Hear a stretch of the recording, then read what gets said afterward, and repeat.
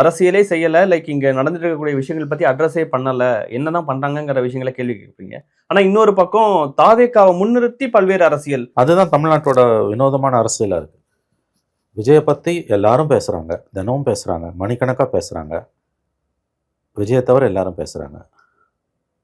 விஜயை தவிர எல்லாரும் பேசிட்டு இருக்காங்க. விஜய் பேச மாட்டேன்றாரு. விஜய் ஆதரவாக பேசுகிறவங்களுக்கு மெயின் ஸ்ட்ரீம் மீடியாவில் இடமும் இல்லை, அல்லது குறைஞ்சபட்சம் கொடுக்க வேண்டிய ஸ்பேஸ் கூட அவங்களுக்கு இல்லை. இது விவாதங்களில் சொல்கிறேன்.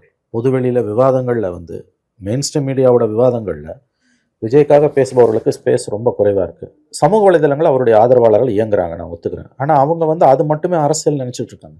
கன்வென்ஷனல் பாலிடிக்ஸுக்கு உதவி செய்வதாக தான் சோஷியல் மீடியா இருக்க முடியுமே தவிர, வெறும் சோஷியல் மீடியா மட்டும் வச்சுக்கிட்டு கன்வென்ஷனல் பாலிடிக்ஸ் ஜீரோவாக வச்சுட்டு நீங்கள் அரசியல் கட்சி நடத்த முடியாது. இந்த மெயின் ஸ்ட்ரீம் மீடியாவே விஜய்க்கு ஆதரவாக இருந்ததுன்னு ஒரு குற்றச்சாட்டு ஒரு பக்கம் போய் இல்லைங்க, அந்த கவரேஜ் கொடுத்தது வந்து வரைக்கும். ஆனால் அதுக்கு பிறகு இன்னைக்கு வந்து விஜயை போட்டு அடின்னு அடிக்கிறாங்க எல்லாரும்.